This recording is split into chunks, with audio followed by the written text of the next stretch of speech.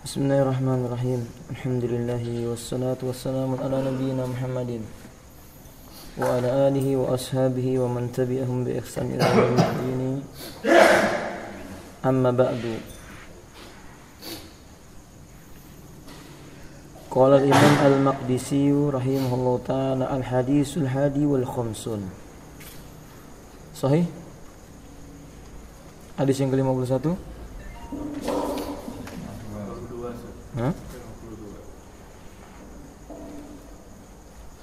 Bab baru ya. Babun awqatun nahi. Bab tentang waktu-waktu salat yang dilarang.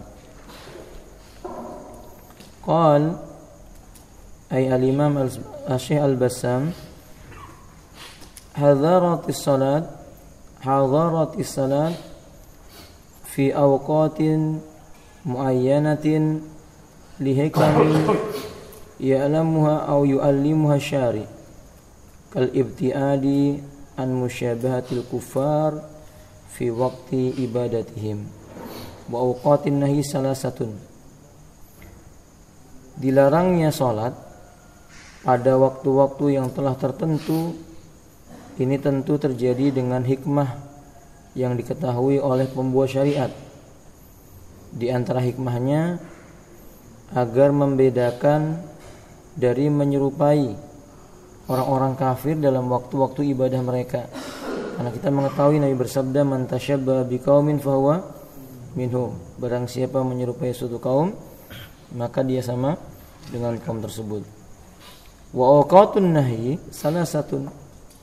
Waktu terlarang itu ada 3 dalam Islam. Al-awwalu min salatil fajri hatta tartafi'a samsu 'anil ardi qaidu ramhin atau qaid ramhin. Dimulai dari sejak salat subuh sampai dengan terangkatnya matahari dari permukaan bumi setakaran dengan 1 buah tombak. Jadi ba'da salat subuh enggak boleh salat sunnah sampai matahari terbit dan tingginya kurang lebih 1 tombak sekitar jam 7 atau jam setengah 8. Sani atau kalau kita ya sudah tulu syams itu kan ada salat sunnah syuruk. Asani hina tablugha syamsu nihayatiha fil irtifa hatta tabda'a fi zawali. Ketika matahari tepat berada di tengah-tengah di bagian atas kepala sehingga matahari itu tergelincir dari tempatnya. Maksudnya sudah masuk waktu salat zuhur. Asalis yang ketiga min salatil asri ila ghurubi, setelah selesai salat asar sampai dengan tenggelamnya matahari dengan sebenar-benar tenggelam. Ini 3 waktu yang dilarang. Wa dalil al hadis tsani wal khamsun. Dalilnya adalah hadis ke-52, salah satunya dalam kitab Umdatul Ahkam. An Abdullah bin Abbas radhiyallahu anhu maqal. Dari Abdullah bin Abbas radhiyallahu ta'ala anhuma beliau berkata, "Syahida indi rijalun mardiyun." Telah menyaksikan di sisiku lelaki-lelaki yang diridhoi. Wa ardahum indi Umar. Dan di sisiku orang yang paling diridhoi itu adalah Umar. Anna Rasulullah sallallahu alaihi wasallam nahaa 'anis salati ba'da subhi hatta tatlu asy-syamsu. Bahwa Rasulullah sallallahu alaihi wasallam beliau melarang dari mengerjakan salat setelah salat subuh sehingga muncul matahari. Wa ba'dal asri, dan setelah selesai salat asar hatta taghruba, sampai matahari benar-benar tenggelam. Rawahul Bukhari wa Muslim wa ma fi ma'nahu min al-hadis. Ini riwayat Imam Bukhari dan Muslim dan apa yang disebutkan secara makna dalam hadis tersebut. Al-hadis as-salis wal khamsun. Dalil yang kedua adalah hadis as-salis wal khamsun. Hadis yang ke-53. Abi Sa'id al-Khudri radhiyallahu anhu, dari Abu Sa'id al-Khudri radhiyallahu taala anhu, an Rasulillah sallallahu alaihi wasallam qala, dari Rasulullah sallallahu alaihi wasallam beliau bersabda, la salata ba'da subhi hatta tartafi asy-syamsu, tidak ada salat sesudah salat subuh sehingga matahari terbit. Wala salata ba'dal ashri, dan tidak ada salat sesudah salat hatta taghiba syamsu, sampai matahari benar-benar tenggelam. Rahul Bukhari wa Muslim. Qal musannif Imam Al-Maqdisi mengatakan fil bab, dalam masalah ini pendapatnya diriwayatkan, hadisnya banyak diriwayatkan dari sahabat, di antaranya Ali bin Abi Thalib, Abdullah bin Amr bin Al-As, Abu Hurairah, Samurah bin Jundub, Salama ibn Al-Aqwa, Samurah bin Jundab, Salama ibn Al-Aqwa, Zaid ibn Thabit, Mu'ad bin Jabal, Ka'ab bin Marrah, kemudian Abi Umamah Al-Bahili, Amr ibn Absah As-Sulami, dan Aisyah radhiyallahu ta'ala anhum ajma'in. Wa Sunabihi, dan juga ada lelaki yang meriwayatkan, yaitu As-Sunabihi, tetapi beliau ini tabi'in. Lam yasma' minan nabi, beliau tidak mendengar dari nabi, tapi mendengarnya dari para sahabat. Fa hadisu mursal, maka hadisnya mursal. Hadis mursal itu hadis di mana di mana riwayat itu terputus dari jalan sahabat. Maksudnya begini, hadis ini diriwayatkan sampai jalur tabi'in, tapi tidak melewati jalur para sahabat. Seolah-olah dia tidak menyebutkan lafaz para sahabat. Seolah-olah dia meriwayatkan langsung dari Rasulullah. Dan mursal ini ada macam-macam. Nanti lain waktu kita akan terangkan tentang masalah ini.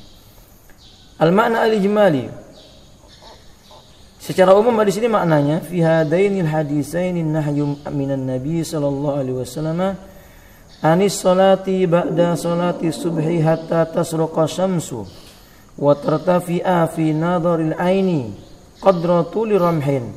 Dalam dua hadis ini terdapat larangan dari Nabi sallallahu alaihi wasallam mengerjakan salat sesudah salat subuh sehingga matahari benar-benar telah terbit. Dan padanya, maksudnya larangan ini, naiknya matahari secara pandangan mata dia seukuran dengan tingginya sebuah tombak. Aima yuqaribu min salasati amtar, kurang lebih tingginya 3 meter. Kalau dilihat dari jarak yang jauh, bukan di sini dilihatnya. Tapi kalau melihat sana jauh sekali, lalu kelihatan dengan sudutnya itu seolah-olah matahari sudah terbit setinggi 1 tombak itu tadi itu. Wa nahyu aidun anis salati ba'da salatil asri hatta taghiba syams, dan kemudian larangan pula salat sesudah salat asar sampai benar-benar mataharinya hilang, tenggelam. Lianna fi salati fi hadainil waqtaini tashabbuhan bil musyrikina, karena sesungguhnya salat di waktu yang dua tadi disebutkan ini menyerupai orang-orang musyrik, alladzina ya'budunaha inda tulu'iha wa ghurubiha, di mana orang musyrik itu mereka menyembah matahari ketika terbit dan ketika tenggelam. Wa qad nahaina an musyabahatihim atau wa qad nuhina an musyabahatihim fi ibadatihim, dan sungguh kita dilarang oleh syariat ini menyerupai mereka dalam urusan ibadah mereka. Lianna man tashabba biqaumin fahuwa minhum, karena sesungguhnya barang siapa menyerupai suatu kaum maka dia disamakan dengan kaum tersebut. Qala Syekh Al-Bassam, ikhtilaful ulama, ulama kita berbeda pendapat. Ikhtalafal ulama'u fi salati fi hadhil awqati, ulama kita berbeda pendapat hukum orang yang mengerjakan salat di waktu yang terlarang tadi. Fadhahaba jumhurul ulama, mayoritas para ulama berpendapat ila annaha makruhatun, larangannya tidak sampai haram, cuma sampai pada derajat makruh. Mustaddilina bihadhil ahaditsis sahihah wa ghairiha, mereka berdalil dengan hadis-hadis yang tadi kita sebutkan dan dalil-dalil yang lainnya. Larangannya tidak menunjukkan sebagai hal yang sampai derajat yang haram atau mubah bahkan, tapi derajatnya makruh, dilarang maksudnya. Wadabat dhairiyah ila ibahati sholati fiha, sementara ulama dhairiyah berpendapat salat di waktu terlarang tadi itu boleh-boleh saja. Wa ajabu an ahadisin nahyi, mereka menjawab tentang hadis-hadis yang melarang itu tadi, bi anna mansukhah, menurut orang-orang dhairiyah hadisnya sudah mansukh, tidak bisa dipakai hukumnya. Wa qul ahadisil lati za'amuha nasikhatun ja'ala ulama min babi hamlil mutlaqi al muqayyad. Setiap hadis-hadis yang disangkakan padanya itu hukumnya mansuh, ulama kita menjadikannya masuk dalam bab hamlul mutlaq al muqayyad, membawa kepada perkara yang umum tidak terikat kepada perkara yang terikat, membawa perkara yang umum kepada makna yang terikat. Maksudnya begini, kalau ada dalil-dalil yang menyebutkan tentang larangan yang sifatnya ini adalah umum dan dia mansuh, maka dibawa kepada dalil-dalil yang mengkhususkan. Mungkin ada riwayat yang menyebutkan bolehnya sholat, seperti riwayat Hafsah melihat Nabi mengerjakan sholat ba'da asar. Nah, kata Ali. Au bana'ul khasi 'alal am, atau membangun riwayat yang umum itu tadi, riwayat yang khusus di atas riwayat yang umum. Jadi harus digunakan dengan riwayat-riwayat yang lebih khusus begitu.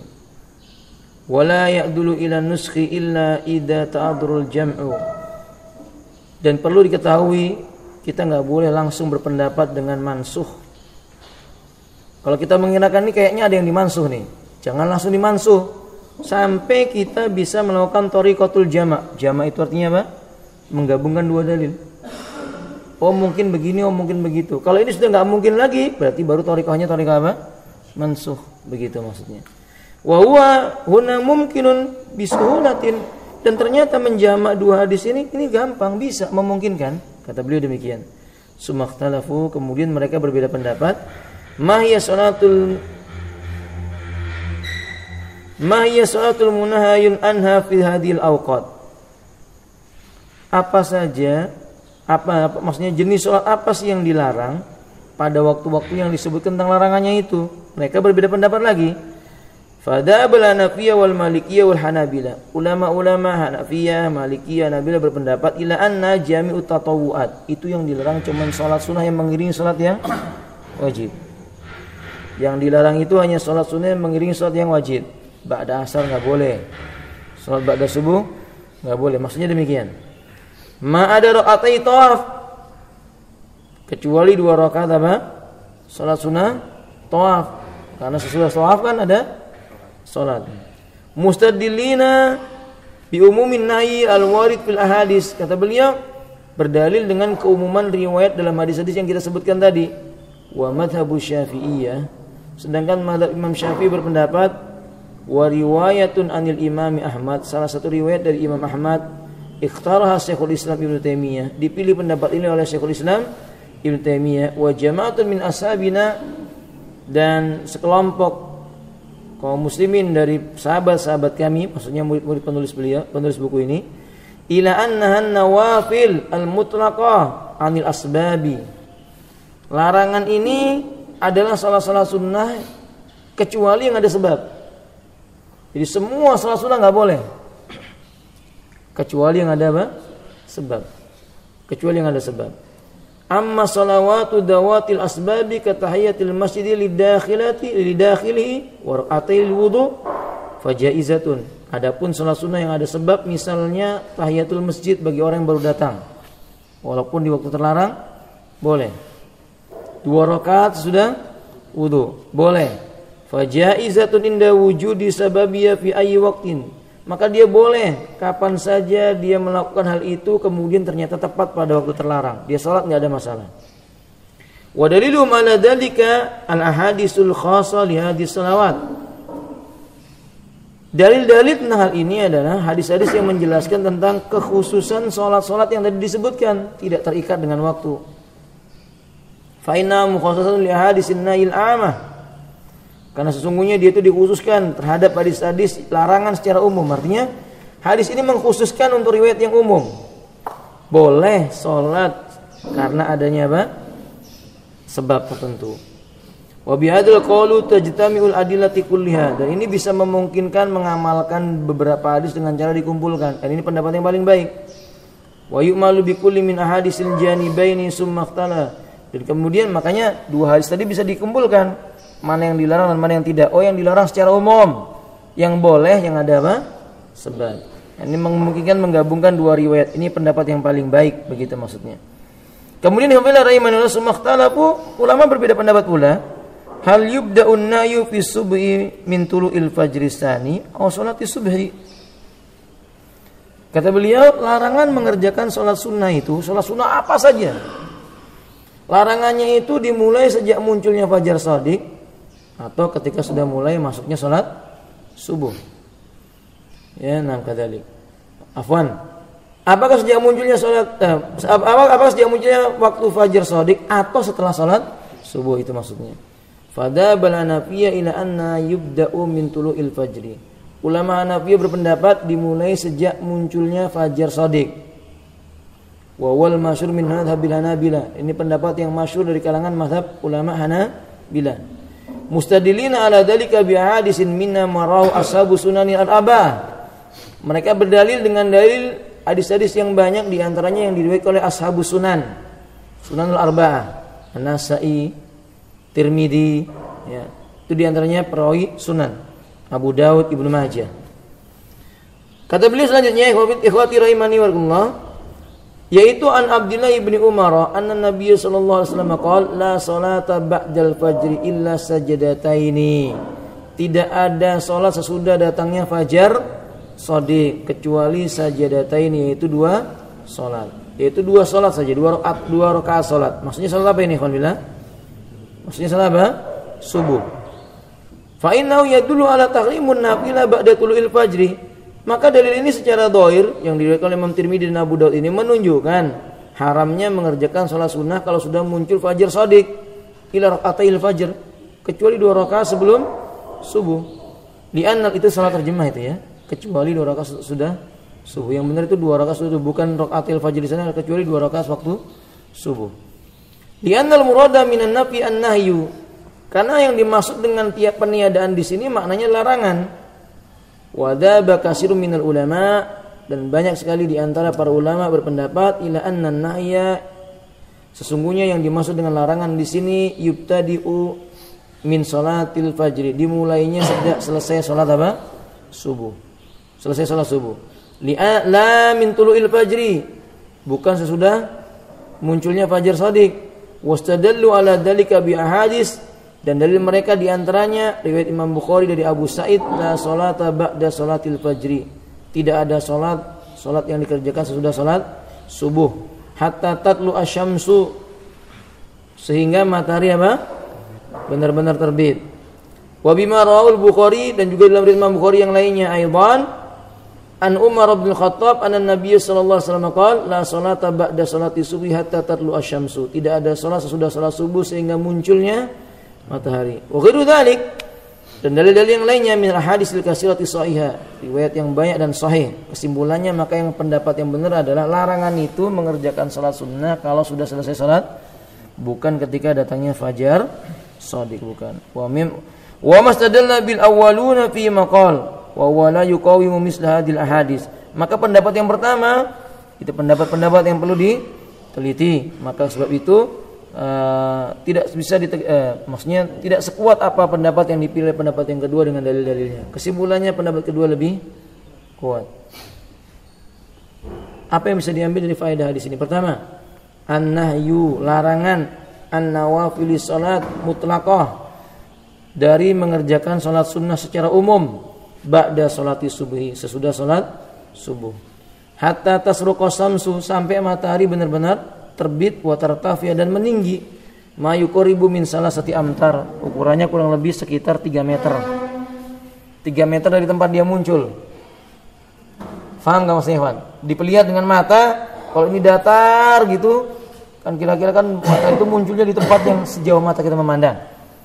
Di ujungnya itu dia meninggi, kalau kita lihat dari sini kira-kira itu tingginya sudah apa? 3 meter. Nah, itu baru sudah dimulai salat. Nah, kata kedua, an-nahyu an-nawafil salatil mutlaqah ba'da salatil asri hatta taghiba syams. Larangan dari mengerjakan salat sunnah secara umum yang dikerjakan sesudah salat asar sampai matahari benar-benar hilang tenggelam. Ketiga, yukhadhu min hadis Abi Sa'id la salata ba'da salatil fajri. Diambil faedah dari hadisnya Abu Sa'id Al-Khudri dalam riwayat Imam Bukhari tadi, tidak ada salat sesudah salat subuh. yakni annan nafyahunna lil jinsi. Larangan di sini larangan yang menunjukkan tentang jenis salat tertentu. Jadi menurut hadis ini seolah-olah jenis salat tertentu. Wa hadza muqtada al-lughah. Ini sesuai dengan bahasa Arab maknanya. Lakin sighatun nafi idza dakhalat 'ala al-fi'li fil alfadhi syari' fal aula hamala 'ala nafyil fi'li syar'i. Akan tetapi jika bentuk lafaz larangan itu masuk dalam makna kata kerja, menurut lafaz-lafaz syariat, maka yang lebih utama dibawa pendapat ini kepada makna pekerjaan. Jadi begini maksudnya. Yang dilarang sholat ini bukan jenisnya aja, tapi semua perbuatan yang disebut dengan apa? Jadi bukan hanya jenis tertentu saja, bukan ba'diyah subuh saja. Pokoknya sholat sunnah apa saja nggak boleh. Begitu maksudnya. Paham ya, kawan? Pokoknya apa saja yang disebut dengan sholat sunnah nggak boleh. Li'anna jinsa salati la yumkinu nafyu fasari yutlaqu alfadu ala urfihi wa huwa syar'i. Ya, maksudnya jenis tertentu suatu salat tidak mungkin dilarang oleh Allah tabaraka wa taala dengan penyebutan kecuali dengan tegas. Karena tidak ada ketegasan berarti maknanya umum. Semua jenis salat enggak boleh dilakukan sesudah salat apa? Subuh. Bukan ba'diyah subuh saja. Apa saja enggak boleh. Begitu maksudnya. Sampai matahari apa? Terbit dan meninggi. Tapi tadi kita ketahui bahwa ternyata kalau ada dalil yang memuqayyadkannya, yang mengkhususkannya, seperti karena orang masuk masjid walaupun sudah selesai salat subuh. Nah, itu boleh. Yang keempat, yani fahamun min ba'dil ahadits anna illatan hiya khasiyatu musyabahatil kuffar. Bisa difahami dari sebagian riwayat-riwayat yang tadi kita sebutkan, sebab-sebab larangan mengerjakan sholat di waktu yang tadi disebutkan, ini karena adanya kekhawatiran ibadahnya menyerupai orang kafir. Fayukhadu min hada takhrimu tashabbuh bihim. Maka bisa diambil di sini yaitu larangan atau haramnya menyerupai ke orang-orang musyrik dalam beribadah. Wa taqlidum, dan mengekor gaya mereka fi ibadatim, dalam masalah ibadah-ibadah. Wa adatim, dan bahkan adat mereka. Ya, wa taqalidim, yakni membeo kebiasaan mereka enggak boleh. Jadi di sini dilarang seorang muslim menyerupai orang kafir apa yang menjadi ciri khas mereka, baik dalam masalah ibadah maupun dalam masalah adat kebiasaan.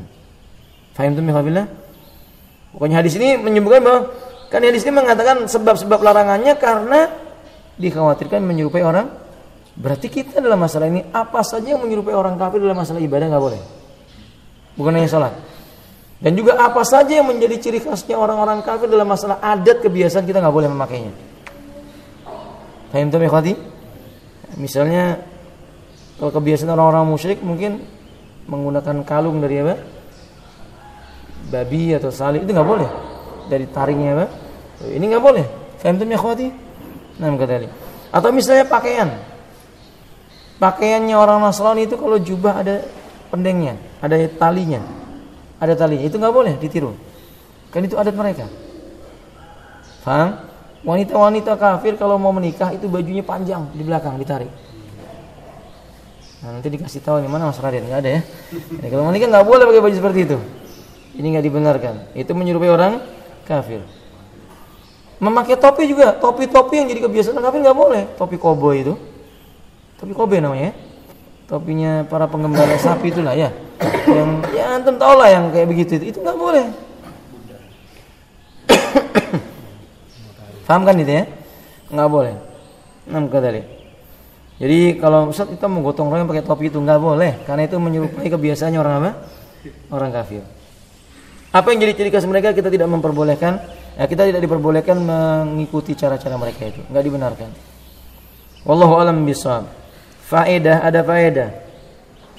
Al-muallifu lam yata'arradu lisalisi min awqatin nahyi ma'a subuti fil ahadis. Wa huwa waqtu dha'ilun qalilun. Yubtadi'u hina tantahi as-samsu bil irtifai hatta tazula.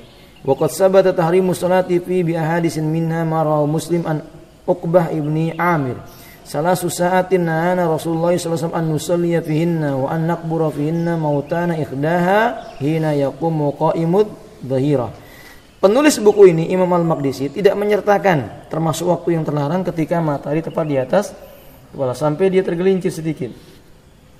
Ya, dimulai dari sejak tepat di atas kepala sampai benar-benar apa? Tergelincir. Sungguh telah tetap dalam riwayat-riwayat yang dikeluarkan oleh Imam Muslim misalnya larangan mengerjakan sholat di waktu itu. Misalnya hadis Uqbah bin Amir. Dia mengatakan 3 waktu kami dilarang oleh Rasulullah SAW mengerjakan sholat di dalamnya. Dan kami dilarang memakamkan jenazah di dalamnya. Salah satunya adalah ketika matahari tepat di atas kepala. Tadi kan hadisnya cuma masalah sesudah salat subuh dan sesudah salat asar. Di sini enggak ditampilkan tentang yang ketika di atas kepala. Wa minha marwa Muslim aidan. Dalil yang lainnya adalah apa yang diriwayatkan oleh Imam Muslim juga dari Amru ibnu Abasah. Wa minhu summa shalla hatta yastaqbila dillu birrumhi summa aksir anis salat fa inna hina idin tusjaru jahannamu. Coba terjemahkan ikhwan. Kemudian kerjakanlah summa sholli afwan. Lalu sholatlah sampai bayangan tombak sama panjangnya. Lalu qasarlah sholat karena pada saat itu neraka jahanam sedang dinyalakan. Iya. Jadi ketika sholat seseorang itu dalam kondisi misalnya mataharinya tepat di atas kepala, panas yang terik, itu kondisi neraka jahanam dipanaskan. Demikian pula ketika kita mengerjakan sholat asar, segera begitu di awal waktu segera kerjakan. Jangan tunggu sampai mau tenggelam. Karena posisi ketika mau tenggelam itu kondisi di mana neraka jahanam itu dididihkan. Allahul musta'an. Faedah yang kedua, kasirun min ahkami syariati buniyat alal bu'di an musyabahatil musyrikin. Banyak sekali hukum-hukum syariat ini dibangun di atas kaidah wajibnya membedakan diri dari menyerupai orang-orang musyrik. Lianna fi taqlidihim wa tashabbuh bihim ta'siran 'ala nafsi. Karena mengekor gaya mereka dalam beribadah, menyerupai mereka itu menimbulkan dampak negatif terhadap jiwa. Ya tadarraju wa yamtaddu hatta yasila ila istihsani a'malihim. Sehingga ketika ibadah ini menyerupai mereka terus menerus berpanjangnya waktu, lama kelamaan sampai kepada anggapan menganggap baik apa yang mereka lakukan. Padahal kan cara ibadah mereka itu jelek. Ya, akhirnya nanti pada ujung-ujungnya enggak apa-apa, kita juga seperti itu kan, begitu akhirnya. Lihat sekarang ada Maulid Nabi. Iya toh?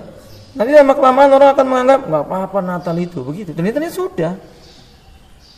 Karena mereka mengatakan Maulid Nabi itu kan memperingati Nabi Muhammad. Nah, kata mereka, itu kan mereka mengadakan Natal kan memperingati Nabi Isa. Sama, itu tujuannya begitu. Nauzubillah min dzalik. Nauzubillah min dzalik. Fahim?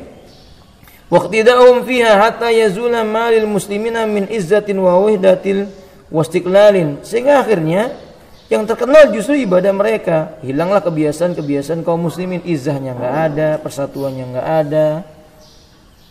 Lalu muncullah sifat meremehkan sebuah ibadah yang datang dari syariat Islam. Dan kenyataannya benar. Ketika kaum muslimin mulai menyerupai ibadahnya orang kafir, ibadah yang datang dari sunnah dikecilkan. Yang menyerupai mereka justru dibesar-besarkan. Antum lihat itu sekatenan. Itu kan ibadahnya orang musyrik. Itu sekarang malah dikenal sebagai budayanya kaum muslimin. Tapi puasa di tengah bulan 13, 14, 15 hilang syiarnya. Iya toh? Nah, apalagi adat mereka, adat orang musyrik itu ya nih, melarung di laut. Sesaji diberikan kepada setan-setan, dianggap itu budaya Islam. Gara-gara ketika melarungnya baca bismillah misalnya, atau surat Yasin dulu. Ini jelas satu bentuk penyimpangan dari syariat. Alhamdulillah. Wa isbu taba'an lahum. Akhirnya kaum muslimin jadi membiok kepada mereka, ikut terus apa saja yang dibuat oleh mereka.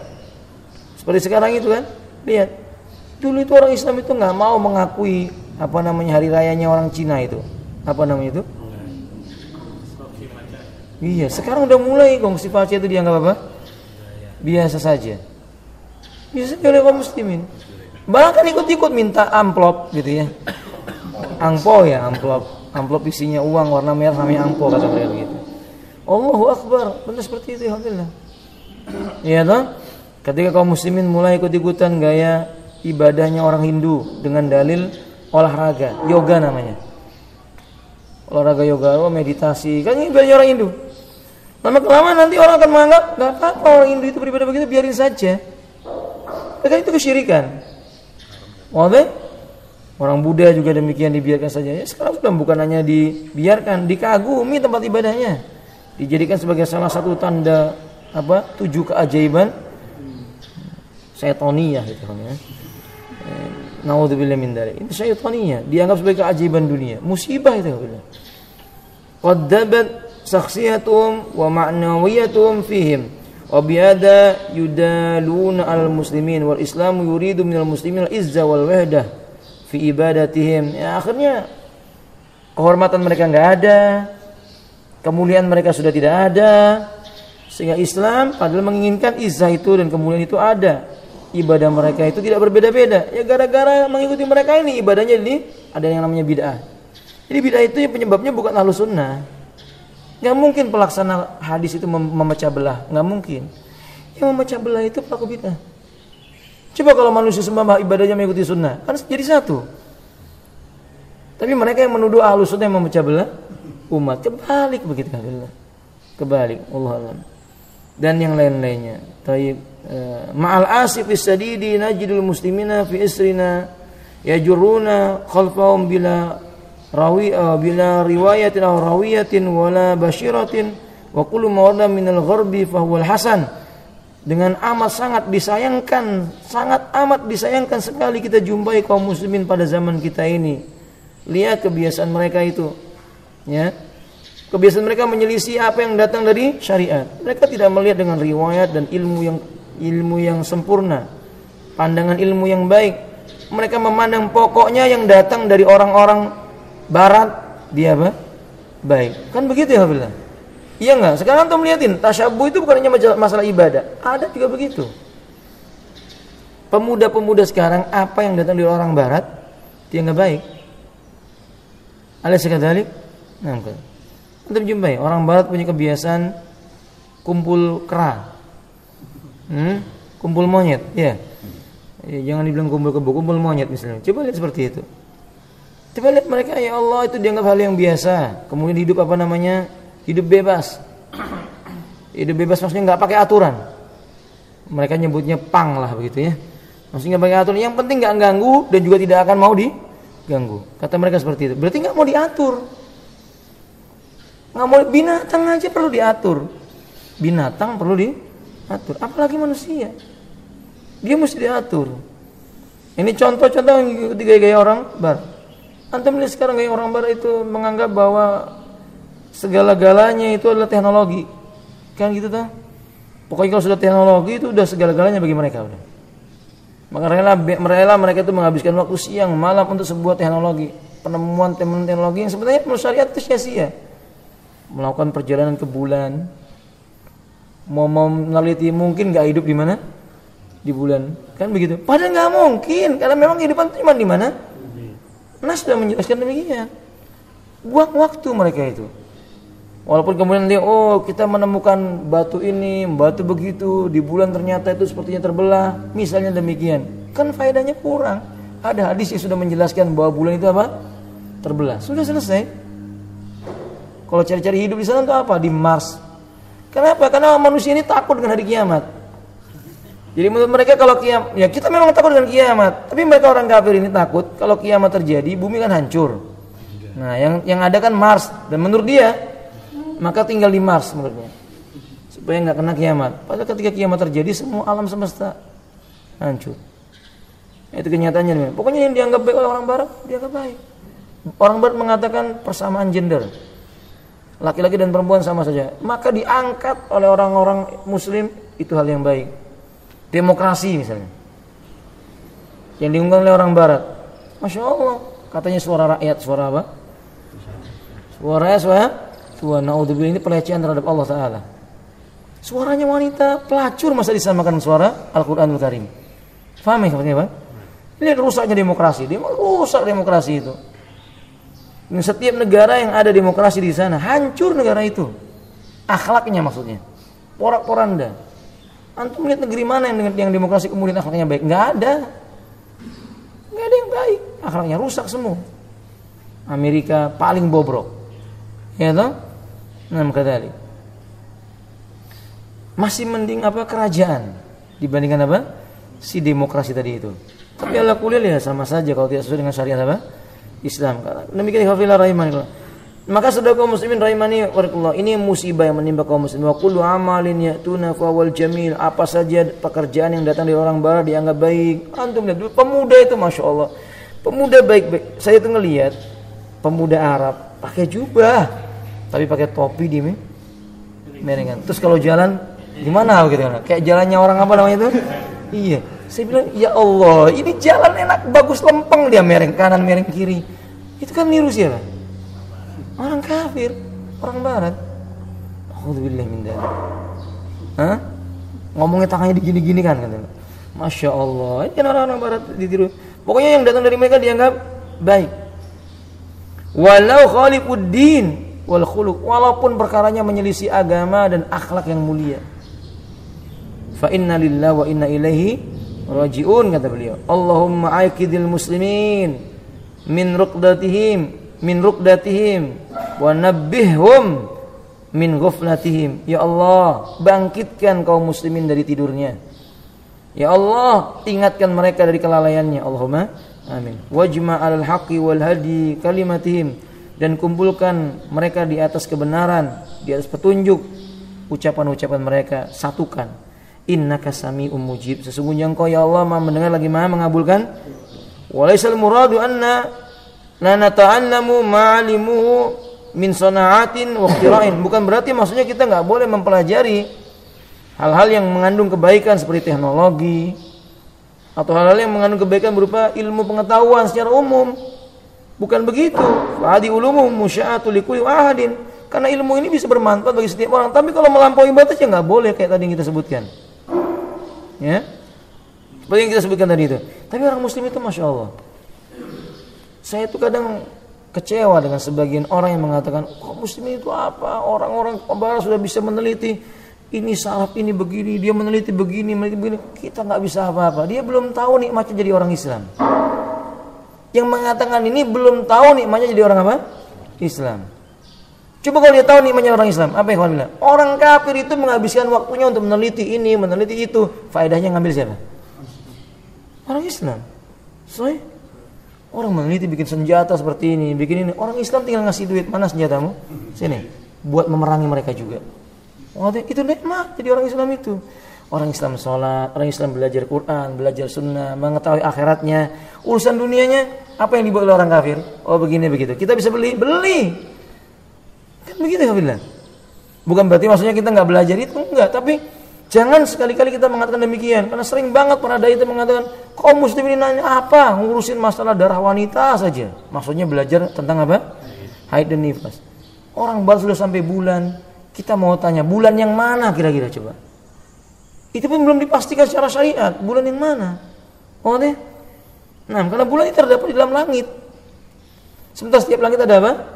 Pintunya. Maka jangan-jangan ini bulan yang bukan bulan tapi dianggap bulan oleh mereka. Oh, deh. Masih perlu penelitian kembali. Nah, kadalik. Halal yang lain ya begitulah kabarnya. Masya Allah kaum muslimin. Ya. Jangan dikira bahwa kaum muslimin itu apa namanya sukanya membiasanya, tidak, sama sekali tidak. Fadi ulumul musya'atul likulli ahadin. Fa nahnu aula biha minhum. Kita lebih pantas untuk menguasainya. Tapi ingat, kita diciptakan untuk ibadah. Li'annana hayna nata'allamuha nasta'miluha fima ya'muru bi dinuna minal istitabab al-amni wassalam. Kita itu kalau mempelajari ilmu teknologi dan semisalnya itu kita lakukan karena sebab-sebab karena kita diperintahkan oleh agama untuk mencari sebab-sebab kebaikan, keselamatan dan keamanan. Bikin CCTV misalnya, gimana yang paling canggih?